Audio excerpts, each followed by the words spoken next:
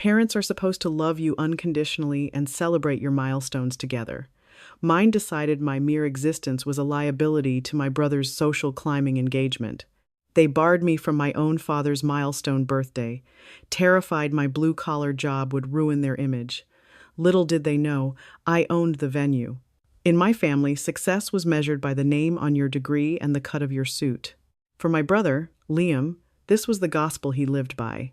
He was the golden child, a finance bro who had secured a junior executive position at a wealth management firm right out of a prestigious university. He wore tailored Italian suits, drove a leased BMW he could barely afford, and spoke in corporate buzzwords that made my parents, Richard and Margaret, swoon with pride. Then there was me, Chloe. I never fit into their manicured country club mold. When Liam was applying to Ivy League schools, I was fascinated by infrastructure, engineering, and how cities actually functioned. While my parents pushed me toward a respectable liberal arts degree, or perhaps a quiet career in marketing, I took a hard left. I went to a specialized trade school and got my master plumbing license, followed by certifications in industrial waste management and commercial fluid dynamics. To my parents, I was a failure. They didn't see the complexity or the necessity of my work. They just saw the dirt. To them, I was just a plumber, a glorified janitor who unclogged toilets and smelled like bleach. Over the years, they stopped asking about my career. If friends at their dinner parties asked what I did, my mother would wave a dismissive hand, smile tightly, and say, "Oh, Chloe is finding herself in the manual labor sector," before quickly pivoting the conversation back to Liam's latest stock portfolio. The divide in our family widened into an uncrossable chasm the day Liam proposed to Victoria Montgomery. Victoria was the human embodiment of generational wealth and staggering arrogance. Her father, Harrison Montgomery, was a local real estate magnate who owned half the commercial properties in the tri-state area, including the ultra-exclusive Oakmont Country Club. Victoria had never worked a day in her life, spending her time curating an aesthetic Instagram feed and consulting for nonprofits her father funded. From the moment she stepped into our childhood home, she looked at me like I was a smear of mud on her designer heels. "So, you work with pipes?" she had asked during our first family dinner, her nose literally crinkling in disgust. "Like, in people's bathrooms? How brave of you." I had smiled politely. "I own a commercial sanitation and infrastructure company, Victoria. It's a bit more complex than bathrooms." "Right," she had drawled, turning her back to me. Anyway, Liam and I were looking at summer homes in the Hamptons. My parents practically tripped over themselves to accommodate her. Victoria was their ticket to the upper echelons of society. And as my father's 60th birthday approached, Margaret and Victoria began planning a massive, opulent gala. It wasn't just a birthday party, it was a high society networking event designed to solidify Liam's place in the Montgomery Empire. Harrison had graciously offered the grand ballroom of the Oakmont Country Club for the occasion. For weeks, my mother talked about nothing but the guest list, the catered lobster, the imported champagne, and the string quartet. I listened, happy for my dad, assuming I would just show up, keep to myself, and celebrate his milestone. But 3 weeks before the event, the embossed, gold foil invitations arrived in the mail for our extended family. My aunt called me to ask what I was wearing. "I haven't gotten my invitation yet," I told her, feeling a sudden cold knot in my stomach. "I'm sure it's just delayed in the mail." A week passed. Nothing. I decided to drop by my parents' house to check on the details. I found my mother in the sunroom, reviewing seating charts with Liam. They both froze when I walked in. "Hey," I said, trying to keep my voice light. "I think my invite got lost in the mail. I just wanted to know what time I should be at Oakmont on the 14th. My mother avoided my eyes, suddenly very interested in a floral arrangement on the table. Liam cleared his throat, adjusting the cuffs of his expensive shirt. "Listen, Chloe," Liam started, using his managing a difficult client voice, "about the party. Victoria and I were talking with Mom and Dad. This event is going to be incredibly high profile. Harrison has invited city councilmen, major investors, people who really matter to my career." "Okay," I said slowly. "And?" My mother finally looked up, her expression a mix of pity and irritation. Chloe, you have to understand. Victoria's family is very traditional. They have a certain image. When people ask what my children do, and Liam is a vice president, and you are, she grimaced. You work in sewage, dear. The room went dead silent. The blood roared in my ears, not from anger at first, but from a profound, crushing humiliation. You're not inviting me to my own father's 60th birthday, I whispered, the reality washing over me. Because of my job? It's not just the job, Liam snapped, suddenly defensive. It's your whole vibe, Chloe. You drive a pickup truck. You don't know how to talk to these people. Victoria is already stressed enough trying to impress her father's friends with our family. If they find out my sister is a blue-collar tradesworker who crawls around in the dirt, it reflects poorly on me. It embarrasses Victoria. I looked at my mother. And Dad? He's okay with this? Margaret sighed, crossing her arms. Your father just wants a peaceful night. You know he hates conflict. We'll have a private dinner with you the week after, just the four of us. It's better this way, Chloe. You wouldn't fit in at Oakmont anyway. You'd be uncomfortable. They were gaslighting me, wrapping their brutal snobbery in faux concern. I didn't scream, I didn't throw a tantrum. I just looked at the two people I had grown up with, realizing they didn't know the first thing about me, and worse, they didn't want to. Don't bother with the private dinner, I said, my voice eerily calm. If I'm not good enough for the public, I'm not doing you the favor of being your secret. I walked out of that house, leaving them to their seating charts and their illusions of grandeur. They thought they had neatly swept their dirty little secret under the rug. They had no idea that the rug, the floorboards, and the entire structural foundation they were standing on were about to collapse. What my family willfully ignored in their arrogant dismissal was the actual scale of what I did. I didn't just deal with pipes. Over the past 8 years, I had built Apex Industrial Solutions from a single, second-hand service truck into the premier commercial infrastructure and waste management contractor in the state. I didn't plunge toilets. I designed and maintained the hydraulic and sanitation frameworks for massive commercial complexes. I had 50 employees, a fleet of state-of-the-art diagnostic and excavation vehicles, and multi-million-dollar municipal contracts. My pickup truck that Liam sneered at was a fully customized $90,000 work vehicle. My net worth quietly eclipsed Liam's and my parents combined, but because I preferred Carhartt to Chanel and didn't brag about my bank account at the dinner table, they assumed I was scraping by on minimum wage. I had always kept my business success relatively quiet because, frankly, I liked the peace. I didn't want my parents hounding me for loans or suddenly pretending to respect me just because I had money. But as the days ticked down to my father's 60th birthday, the sting of their rejection festered. I threw myself into my work, taking on a massive new contract to overhaul the aging municipal water mains downtown, just to keep my mind off the fact that my family was preparing for a gala without me. The Thursday before the Saturday event, I was sitting in my corner office reviewing blueprints when my operations manager, Greg, rushed in. Greg was a burly, no-nonsense guy who rarely panicked, but he looked pale. Chloe, we just got a code red emergency call from the Oakmont Country Club, Greg said, dropping a tablet on my desk. Total catastrophic failure of their primary sanitation main. I blinked, staring at the screen. Oakmont? What happened? Aging infrastructure met a sudden pressure spike, Greg explained quickly. The main line cracked, and it's backing up into the secondary systems. The club's lower levels, including the kitchens and the prep areas for the grand ballroom, are currently flooding with raw sewage. It's a massive biohazard. I leaned back in my chair. Oakmont, the venue for my father's party, and the crown jewel of Harrison Montgomery's real estate portfolio. They called us? I asked. Harrison Montgomery's property manager called us directly. They tried their regular in-house maintenance, but those guys are way out of their depth. They need heavy excavation, commercial hydrojetting, and biohazard cleanup crews immediately. The health department is already threatening to red tag the entire building and shut them down for a month if it isn't contained and sanitized in the next 48 hours. A slow, sharp realization began to form in my mind.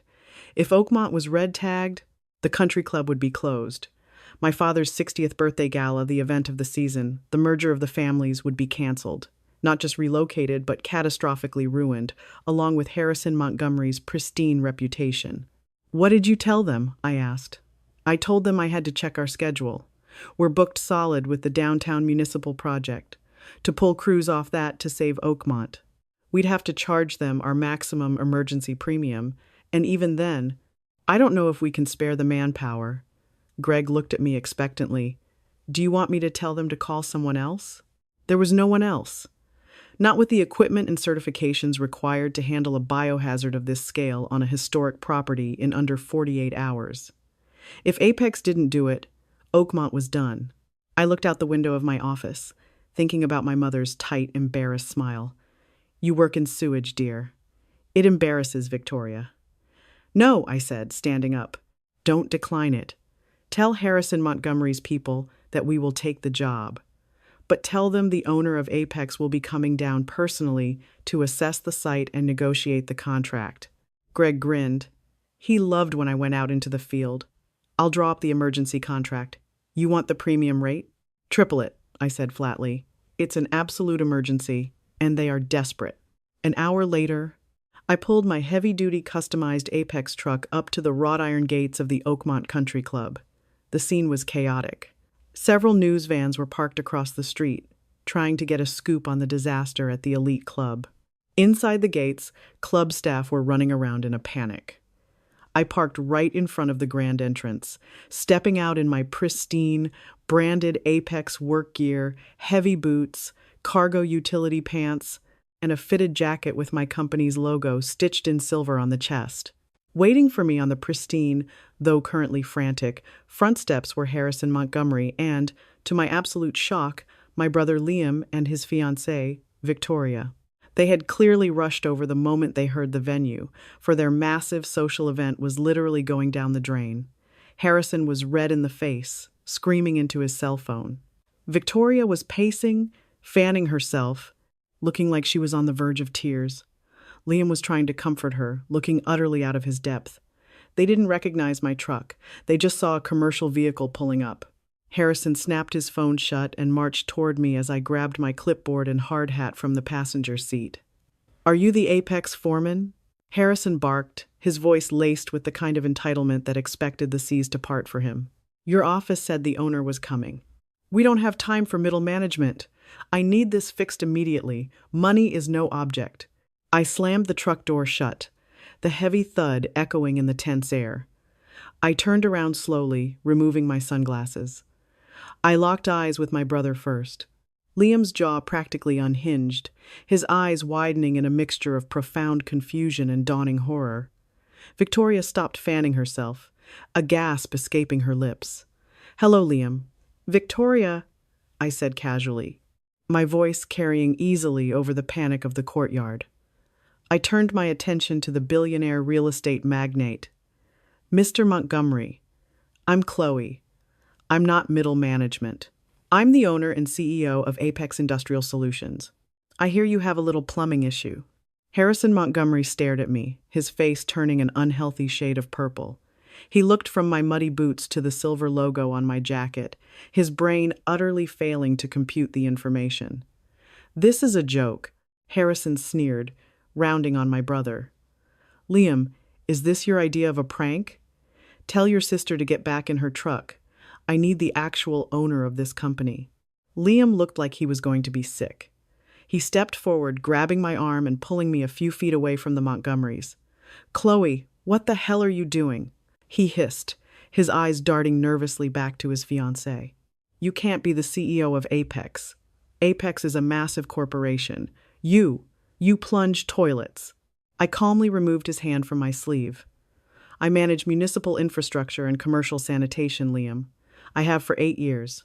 You and Mom and Dad just never bothered to listen because it wasn't a white-collar desk job. Chloe, please, Liam begged, dropping his voice to a frantic whisper. Victoria is having a panic attack. If this club gets shut down, her family's reputation is ruined. The wedding is in jeopardy. Stop playing games and just get your guys to fix the pipes, okay? Do it quietly, then leave. I stared at him, marveling at the sheer audacity.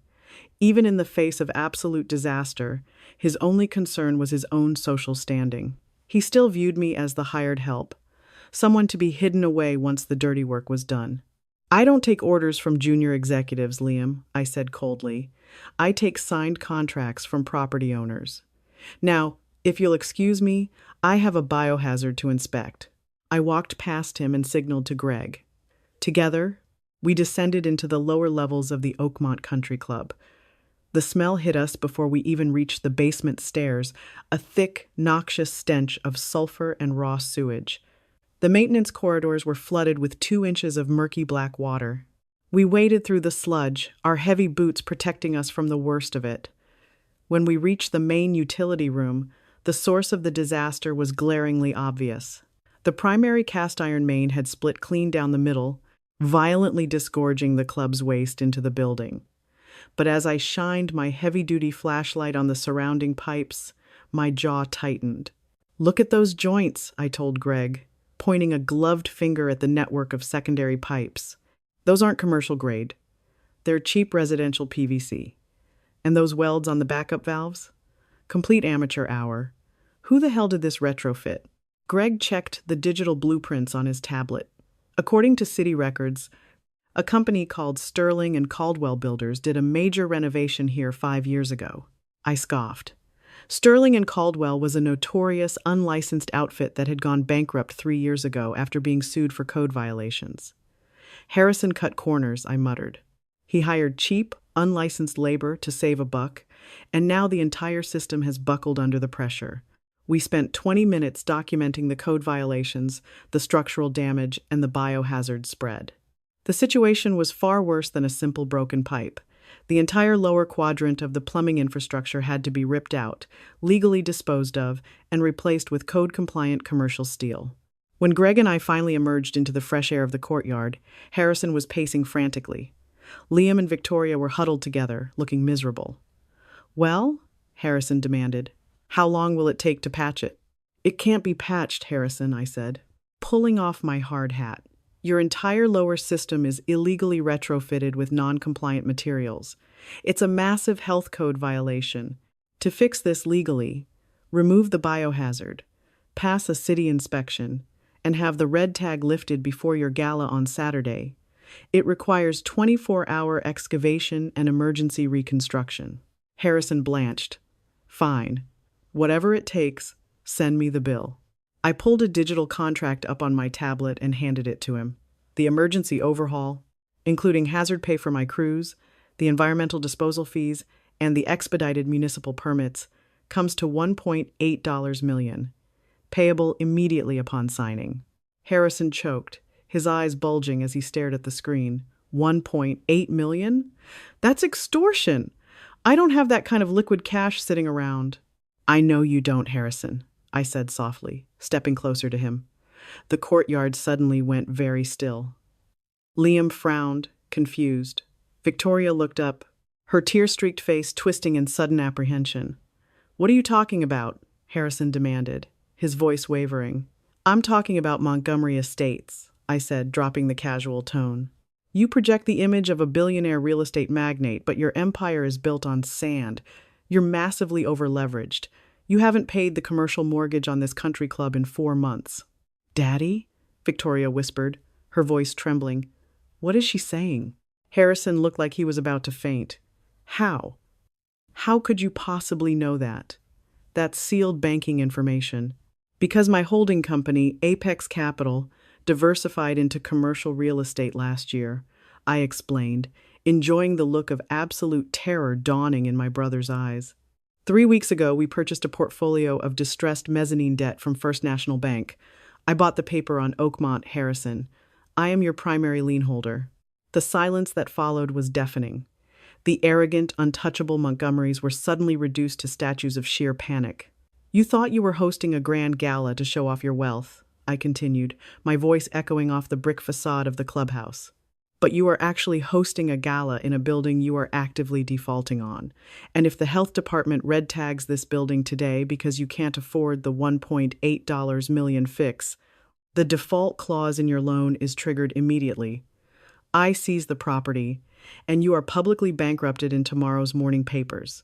Liam took a step back, staring at me as if I were a stranger. And I was. I wasn't the dirty plumber he was ashamed of. I was the architect of his future father-in-law's downfall. "What do you want?" Harrison rasped, his shoulders slumping in defeat. "I want the club," I said flatly. "Sign the deed to Oakmont over to Apex Capital right now. I will forgive your debt, I will deploy my crews immediately to fix the pipes, and I will allow you to host the 60th birthday gala on Saturday to save face. You get to keep your public reputation, but you walk away with nothing. The club is mine." Harrison looked at his sobbing daughter, then at the fleet of news vans waiting outside the gates. He had no choice, and he knew it. With shaking hands, he took the stylus and signed his empire away. The night of my father's 60th birthday gala was a masterclass in superficial elegance. The grand ballroom of the Oakmont Country Club sparkled with crystal chandeliers, towering floral arrangements, and a string quartet playing softly in the corner.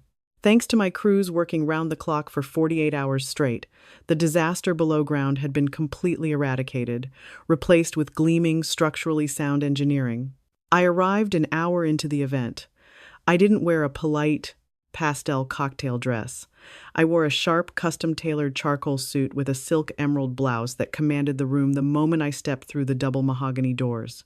My parents were holding court near the ice sculpture, laughing with a group of city councilmen. When my mother, Margaret, spotted me, the color drained entirely from her face. She immediately abandoned her conversation and rushed toward me, grabbing my elbow and trying to steer me toward the coat check. "Chloe! What on earth are you doing here?" she hissed, her eyes darting around in sheer panic. "I explicitly told you." "You told me I wasn't invited because I would embarrass the family?" I interrupted, my voice perfectly level. I decided to come anyway. Before she could drag me away, Liam intercepted us.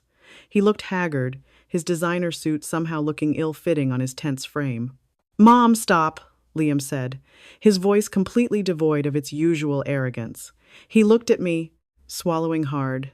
"Just leave her be." Margaret looked at her golden child in shock. "Liam, she can't be here. Victoria's family." "Victoria's family doesn't own this place anymore, Mom," Liam said bitterly. At that exact moment, the quartet stopped playing.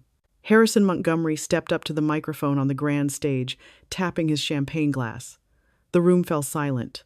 Harrison looked sick, his eyes hollow, but he forced a tight public relations smile onto his face. "Ladies and gentlemen," Harrison announced, his voice echoing through the opulent room, "thank you for joining us to celebrate Richard's 60th birthday. Tonight is about family, and it is about legacy. It is with that spirit of looking to the future that I have an important announcement regarding the Oakmont Country Club." Margaret beamed, squeezing my father's arm. She assumed this was the moment Harrison was going to publicly announce the merger of their families and Liam's elevation in society. "After decades of stewardship, I have officially stepped down as the owner of Oakmont," Harrison said, forcing the words out through clenched teeth. Murmurs of shock rippled through the wealthy crowd. "I am passing the torch to a brilliant new proprietor.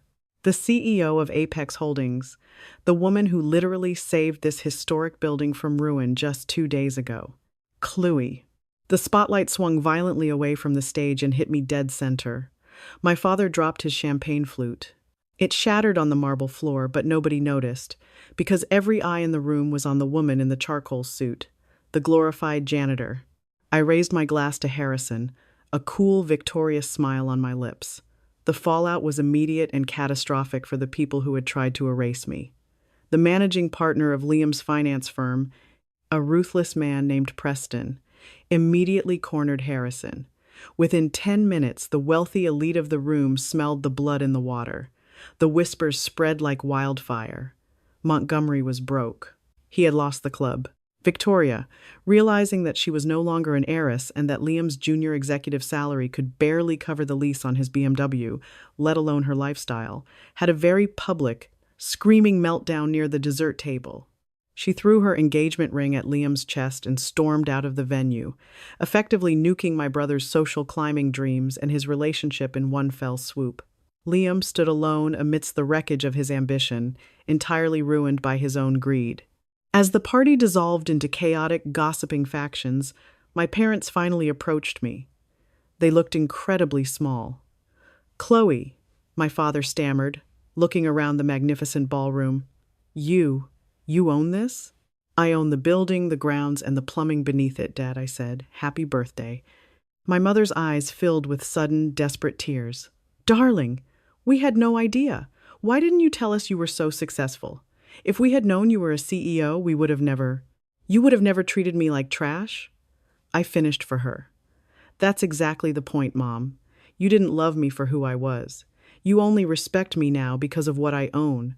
You were willing to completely exclude your own daughter to impress a family of frauds.